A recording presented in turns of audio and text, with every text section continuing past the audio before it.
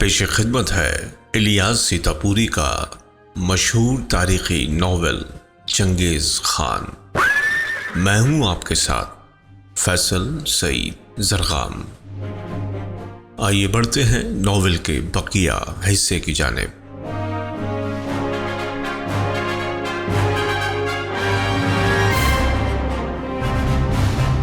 बहादुर यसुकाई तमुचन को इधर उधर तलाश करता रहा और जब उसे किसी ने ये बतलाया कि तमुचन को दरियाए अंगूडा के किनारे ताइजूत कबीले में देखा गया है तो वो तमुचन की जिंदगी से मायूस हो गया।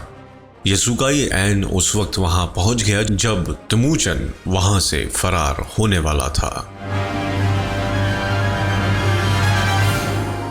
यसुकाई अपने 26-27 जवानों के साथ बोर्ते के बाप के पास पहुंचा और शर्मिंदगी का इजहार करते हुए कहा, 15-16 साल पहले मैं इस कबीले की एक दुल्हन को उठा ले गया था।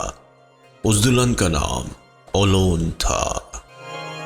बोर्ते के बाप ने कहा, यसुकाई मैं तुझे पहचानता हूं। इस वक्त तू मेरा मेहमान है इसलिए हम तुझसे कुछ नहीं कहेंगे, लेकिन अगर ओलोन के दूल्हा के कबीले वाले को तेरी आमद का पता चल गया तो वो तुझे माफ नहीं करेंगे।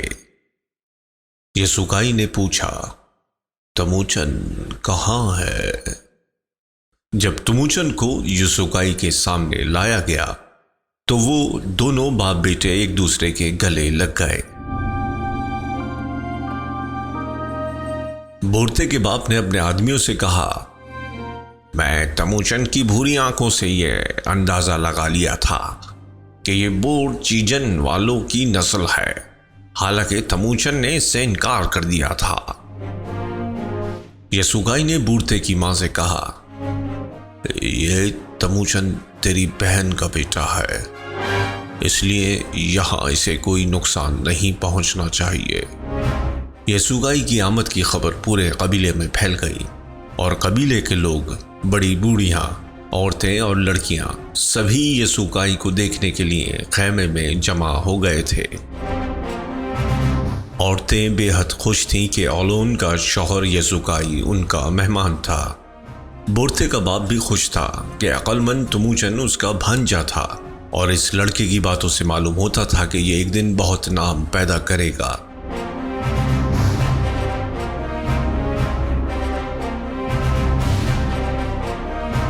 बोर्ते भी यसुकाई को टिकटिकी लगाए देखे जा रही थी। तमुचन ने अपने बाप से कहा, मैंने बोर्ते को पसंद कर लिया है, लेकिन मैं इसे अपनी मां की तरह उठाकर नहीं ले जाऊंगा। अगर बोर्ते के बाप ने इजाजत दी तो मैं इससे शादी कर लूंगा। अब यसुकाई ने भी बोर्ते को बहुत गौर से देखा और कहा, अच्छी लड़की है मगर अभी कम सिन है, 3-4 साल बाद शादी के लायक हो जाएगी। शायद बोर्ते का बाप भी इस रिश्ते के खिलाफ नहीं था। वो खामोश रहा, जिससे ये अंदाजा लगा लिया गया कि वो तमुचन से अपनी बेटी की शादी कर देगा, क्योंकि अब वो यसुकाई और तमुचन से बहुत अच्छी तरह पेश आ रहा था। आखिर जब दोनों बाप बेटे वहां से रुखसत होने लगे तो कहा, यसुकाई, मेरी बोर्ते तेरे बेटे तमुचन की अमानत है। 3-4 साल बाद तू उसे दुल्हन बना के ले जा सकता है।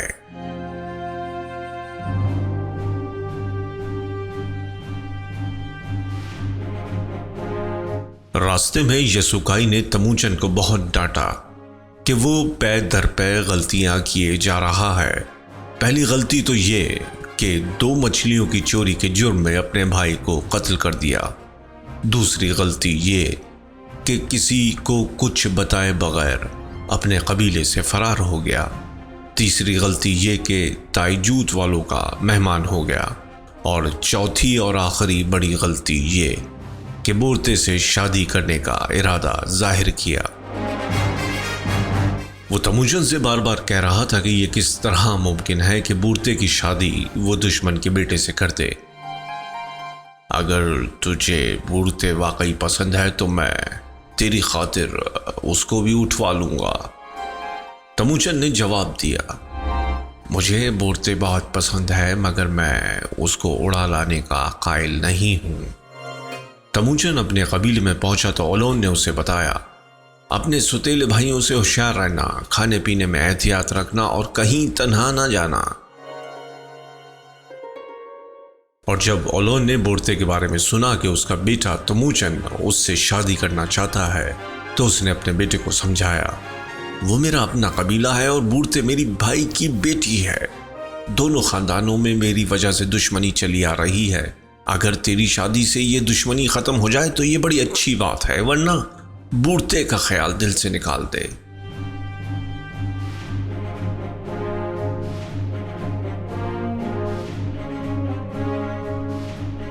दोनों सैयाह अभी तक कबीले में मौजूद थे और कबीले वालों के बकौल नौजवानों को गुमराह करने की कोशिशें कर रहे थे। ये दोनों तमुचन से दोबारा मिलकर बहुत खुश हुए और कहा, अगर तू चांदी की सलीब अपने गले में डाल ले तो इसकी बरकत से तेरा हर काम बन जाएगा। तमुचन ने कहा, अगर ये सलीब इतनी ही बरकत वाली चीज है तो इससे तुम लोग फायदे क्यों नहीं उठाते? इससे दुआ मांगो कि ये अपनी बरकतों से हम सबको ईसाई बना दे और फिर तुम्हें खुद ही मालूम हो जाएगा कि हम लोगों पर इसका कोई असर नहीं होता। दोनों पादरियों को इन बातों से अंदाजा हुआ कि इस पथरीली जमीन पर अदम तशद्दुद के बीच बराबर नहीं हो सकते, लेकिन ये दोनों भी हिम्मत हारने वाले नहीं थे। सुतेला भाई मुल्कूती तमुचन को बराबर दिलासा देता रहता था। उसको मालूम नहीं क्यों तमुचन से बड़ी मोहब्बत थी और ये तमुचन को यकीन दिलाता रहता था कि जो कुछ तमुचन सोचता है वो सब दुरुस्त है। इसी ने तमुचन को ये यकीन दिलाया कि अगर बोरते तमुचन को पसंद है तो मुल्कूती उसे तमुचन के लिए जबरदस्ती उठा लाएगा। इस तरह 3 साल गुजर गए और बोरते के बाप की तरफ से यसुकाई को पैगाम मिला, बोरते जवान हो चुकी है, यसुकाई अपने बेटे के साथ आए और बोरते को ले जाए। तमुचन खुश था कि इसकी बातें 2 दुश्मन कबीलों को दोस्त बनाने में कारगर साबित हुई थी और 17-18 साल की दुश्मनी दोस्ती में बदल गई। यसुकाई अपने कबीले के चंद जियालों को लेकर ताईजूत वालों में चला गया। तमुचन भी उसके साथ था। बोरते के बाप ने कई मील आगे बढ़कर यसुकाई का इस्तकबाल किया और फिर ये लोग ताईजूत वालों के मेहमान हो गए। शानदार ज़ियाफ़तें हुई और ये लोग कई दिन तक महफिले नाओ नोश में मशगूल रहे। तमुचन बोरते से मिला मगर बोरते उससे कटी कटी रही। वो तमुचन को कुछ बताना चाहती थी लेकिन तमुचन उसके इशारे नहीं समझ सका। आखिर तीसरे दिन वो तमुचन के पास से गुजरती और ये कहती चली गई, लंबी लंबी घासों के पीछे फौरन मिलो, तुम सब खतरे में हो। तमुचन यसुकाई और इसके साथियों को छोड़कर ऊंची ऊंची घासों में बोरते को तलाश करता रहा। उसका कहीं पता न था। कुछ देर बाद बोरते की एक सहेली वहां पहुंची और कहा, बोरते ने कहा है कि तुम लोग फौरन यहां से चले जाओ वरना कत्ल कर दिए जाओगे। तमुचन ने यह बात अपने बाप को बताई और कहा, अगर ये मेरी माँ का कबीला है तो हमें इस पर भरोसा नहीं करना चाहिए। ये 17-18 साल पुराना इंतकाम हमसे ले सकते हैं। यसुकाई ने बेटे को यकीन दिलाया, बोरते का बाप तुझे बखुशी अपनी बेटी देने को तैयार है। मैं तेरी माँ ओलोन को ऐन उस वक्त उड़ा ले गया था जब वो किसी और की दुल्हन बनने वाली थी और ये कोई ऐसी खास हरकत नहीं थी। यहाँ के कबाइल इसके आदी हैं। कबाइल की अक्सर औरतें इसी तरह हासिल की गई हैं। तमुचन ने बाप को वापस भेज दिया और खुद बोरते के कबीले में ठहर गया क्योंकि वो जानता था कि अगर कबीले वाले इंतकाम लेंगे तो उसके बाप यसुकाई से लेंगे। तमुचन में तो उनका खून शामिल था। यसुकाई ने जाते जाते तमुचन को नसीहत की, बोरते की उम्र अभी सिर्फ 13 साल है। तू चंद दिन यहाँ रह और बोरते को समझने की कोशिश कर। यसुकाई चला गया और तमुचन बोरते के कबीले में मेहमान बनकर रहने लगा। और चंद दिनों की कुर्बत में तमुचन ने बोरते के मिजाज और इसकी तबीयत के बारे में जो अंदाजे लगाए थे वो जिंदगी भर दुरुस्त साबित होते रहे। बोरते तमुचन को बहुत पसंद करती थी और अक्लमंदी की बातें करती थी।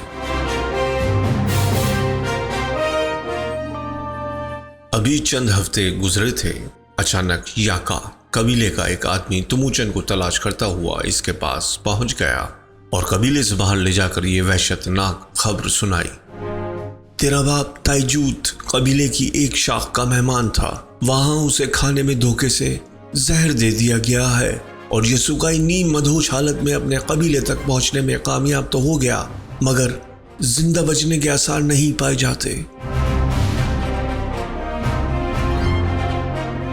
तमुचन घबराया तो बहुत, मगर कासिद को हिदायत की अपनी इस परेशानी का असर चेहरे से जाहिर न होने देना, क्योंकि अगर ये खबर बोरते के घर वालों को हो गई तो वो अपने वादे से भी फिर सकते हैं और हमें नुकसान पहुंच सकता है।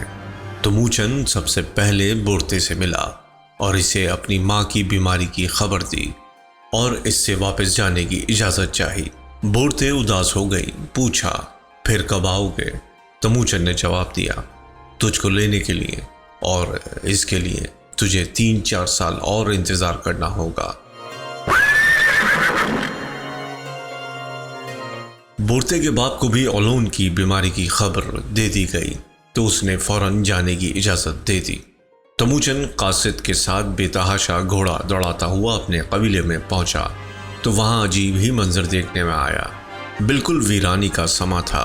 ये खबर फौरन मिल गई कि यसुकाई का इंतकाल हो चुका है और कबीले के कमतर दर्जे के लोग बेचैनी से तमुचन का इंतजार कर रहे थे कि आए और अपनी बाप की जगह मसनदे सरदारी संभाले। लेकिन कबीले के ताकतवर उमर रसीदा अपने अपने कबीलों के सरदार इस नौ उम्र लड़के की सरदारी तस्लीम करने को तैयार न थे। 40,000 खैमों पर मुश्तमिल ये कबाइल अपनी किस्मतें इस लड़के से वाबस्ता नहीं कर सकते थे। यसुकाई और इसके आबा व अजदाद इसलिए सरदारी के मुस्तहिक करार दिए गए थे कि इनमें अपने जुमला कबाइल को मुत्तहिद और मुनज़्ज़म रखने की सलाहियत पाई जाती थी। ये अपने कबाइल को दुश्मनों से महफूज रख सकते थे, शिकार करवा सकते थे, चरागाहों के लिए नई नई ज़मीनें तलाश कर सकते थे।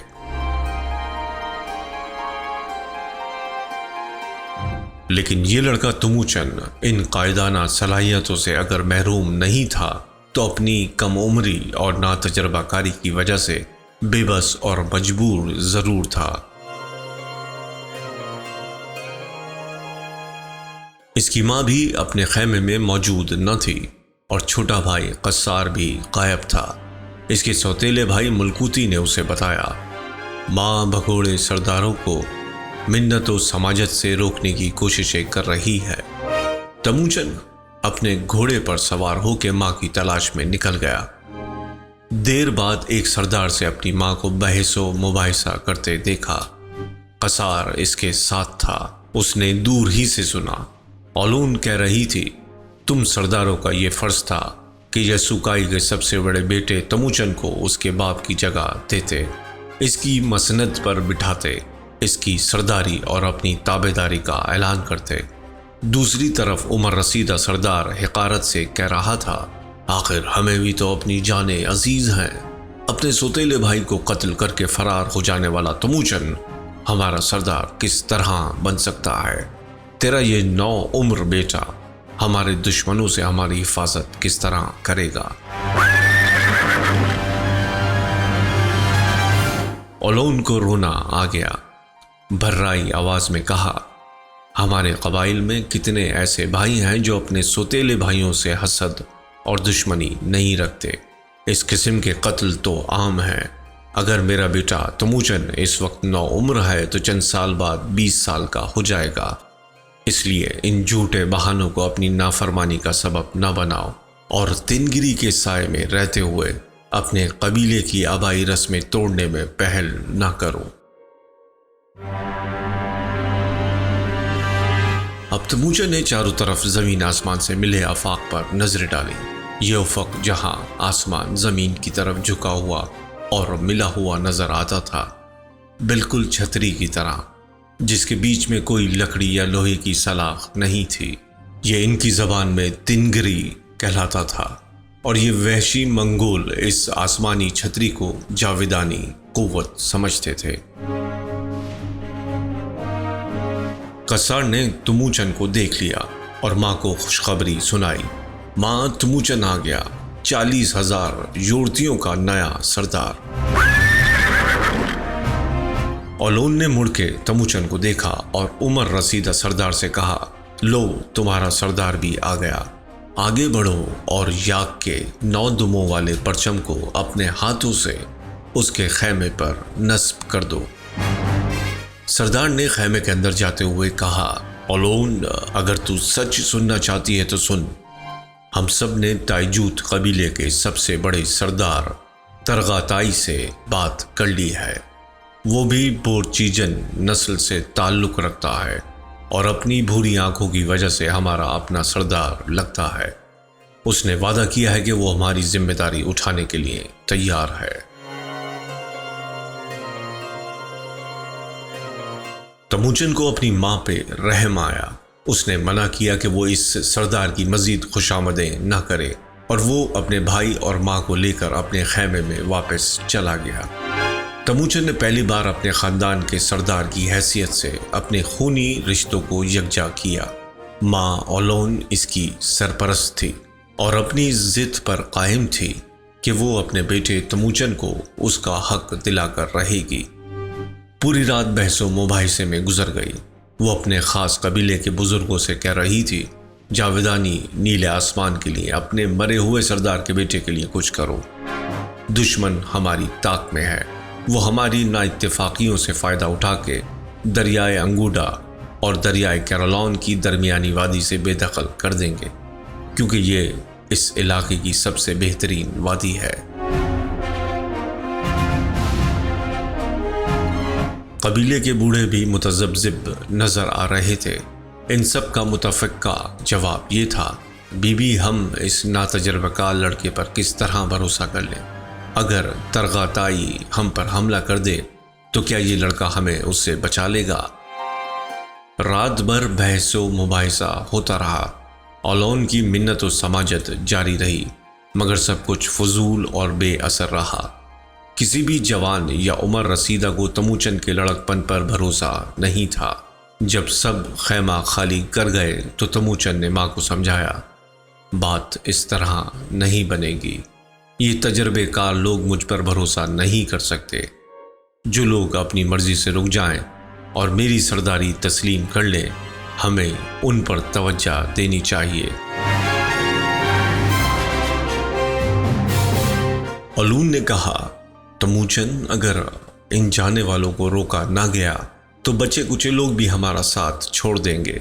हम सब तन्हा रह जाएंगे। कसार ने कहा, भाई तमूचन, बचे कुचे लोगों पर तवज्जो दें, इनकी हिफाजत करें। अगर हम इसमें कामयाब हो गए तो लोग दोबारा हमारे पास वापस आ जाएंगे।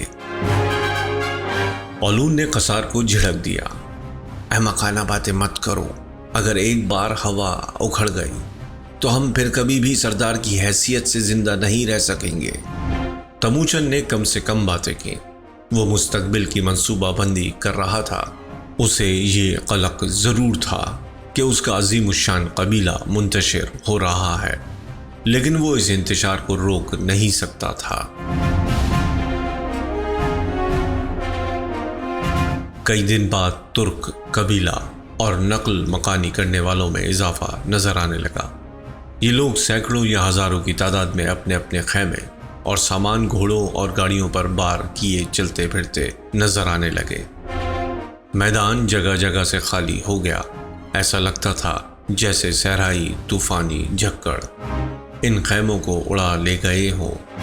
ओलोन ने बड़ी बेकरारी से कहा, इन्हें रोको, कोई आगे बढ़े और हिम्मत से काम ले, और जिस तरह बन पड़े इनको जाने से रोक दे।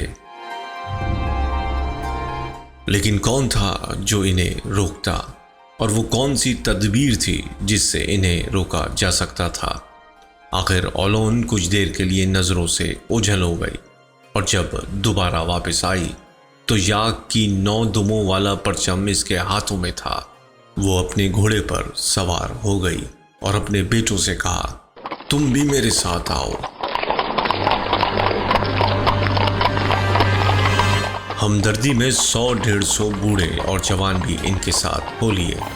ये सब अपने घोड़ों को सरपट दौड़ाते हुए जाने वाले कबाइल से आगे निकल गए और काफी दूर जाके वापस हुए। तमूचन और ओलोन सबसे आगे थे। कौमी परचम ओलोन के हाथ में था। ये लोग इसी हाल में जाने वालों का रास्ता रोक के खड़े हो गए और ओलोन ने साथ छोड़ जाने वालों से कहा, कहीं तुम ये ना समझ लेना कि मैं तुम सबको ताकत के जरिए रोकने की कोशिश कर रही हूं। मेरे साथ बहुत कम आदमी हैं। तुम्हारा कौमी परचम मेरे हाथ में है, और क्या तुम ये चाहते हो कि ये परचम बेयारो मददगार हो जाए? इसी परचम के जेर साया तुमने इज्जत व कुव्वत हासिल की, और जब तुम्हारे दिलों से इसकी इज्जत व वक़्त जाती रही तो तुम मुंतशिर होने लगे। आगे बढ़ो और ये परचम मेरे हाथ से लेकर तमूचन के हाथ में दे दो, ताकि ये तुम्हारी हिफाजत करे और अपनी सरदारी की दूसरी जिम्मेदारियां अदा करे। इस ड्रामाई तरीक़ेकार का फौरी तौर पर यह असर हुआ कि एक उम्र रसीदा सरदार आगे बढ़ा, ओलोन से कौमी परचम लेकर तमूचन के हाथ में थमा दिया और खुद घोड़े से उतरकर तमूचन के रूबरू जमीन पर दोजानो होकर बैठ गया। इस तरह एक सरदार ने तमूचन को अपना सरदार तस्लीम कर लिया था। इस बूढ़े सरदार की देखा देखी कई और दूसरे सरदार भी अपने अपने कबीलों के साथ तमूचन की सरदारी के कायल हो गए और साथ छोड़कर जाने वालों से अलहदा हो गए। ये सरदार भी तमूचन के सामने जमीन पर दोजानो बैठ गए और इकरार किया कि इन्हें तमूचन की सरदारी कबूल है। लेकिन बेशतर सरदारों ने इन कम अकलों का मजाक उड़ाया और वो हैरत से उनसे पूछ रहे थे कि ये 15-16 साल लड़का अपनी सरदारी की जिम्मेदारियां किस तरह पूरी करेगा और उम्र रसीदा सरदारों को किस तरह मुत्तहिद रखेगा। ओलोन ने दूसरों को भी रोकने की कोशिश की मगर नाकाम रही। आखिर अपने वफादार कबाइली सरदारों के साथ वापस आ गई। अब इसे तमूचन के सरदार बनाए जाने की रसूम बाकायदा अदा करना थी। तमूचन को यसुकाई के खैमे में एक पुरतकल्लुफ सफ़ेद नमदे पर बिठाया गया। यहीं कबाइली सरदारों को भी निहायत इज्जत से बिठाया गया, लेकिन ओलोन कहीं गायब थी। तमूचन का वफादार सोतेला भाई मुल्कूती और हकीकी भाई कसार दोनों तमूचन के सामने मुअद्दब बैठ गए। इस कबाइली निज़ाम का एक अहम फर्द शामान था। उसे उन वैशियों में बड़ी अहमियत हासिल थी। ये नजूमी भी होता था, मजहबी रसूम भी अदा करता था, मरीजों का जादू टोने से भी इलाज करता था, और इन वैशियों के बकौल ये शामान गैज़ो गज़ब की हालत में आंधी तूफान भी उठा सकता था। इसकी पेशगोइयाँ वैशियों के लिए बड़ी अहम होती थी। ओलोन ने फैसला कर लिया था कि वो इस नाजुक घड़ी में चालाक शामान का ताउन हासिल करेगी। चुनाचे कबीले के शामान के साथ तमूचन के खैमे में दाखिल हुई और कहा, इज्जतदार सरदारों, देखो ये शामान तुम्हारे नए सरदार तमूचन के बारे में क्या पेशगोइयां कर रहा है। शामान तमूचन की तरफ बढ़ा और ऐलान किया, नीले जावेदानी आसमान की ताकत इस शख्स में हुलूल कर गई है और ज़मीन पर इसे आसमान का नाइब मुकर्रर किया गया है। अब सरदारों ने शामान से सवालात करने शुरू कर दिए। एक ने पूछा, क्या ये लड़का हमारी ग़िज़ा का इंतज़ाम कर सकेगा? शामान ने जवाब दिया, क्यों नहीं, हर पेट के लिए ग़िज़ा ज़रूरी है और तमूचन किसी को भूखा नहीं मरने देगा। दूसरे सरदार ने पूछा, क्या ये हमें दुश्मनों से महफूज रख सकता है? शामान ने जवाब दिया, महफूज भी रखेगा और तुम सबको जमीनों का मालिक भी बना देगा। ये चंद सवालात और इनके इत्मीनान बख्श जवाबात सरदारों के लिए काफी थे। खामोशी छा गई। शामान ने तमूचन को सरदार मुकर्रर किए जाने की चंद रस्में अदा की और ऐलान किया, अब तमूचन हम सब का सरदार है और हम सब पर इसकी अताअत वाजिब हो गई है। तमूचन के सरदार बन जाने के बाद सबकी दावत की गई। खाने के दौरान शामान ओलून को दूसरे खैमे में ले गया और इनाम व इकराम का मुतालबा किया। ओलून ने समूर का एक लिबादा, कमर कसने की एक पेटी और शीशे के कई बर्तन देते हुए वादा किया कि वो आइंदा भी शामान को नवाजती रहेगी और शामान का भी ये फर्ज है कि वो इसी तरह तमूचन की मदद करता रहे।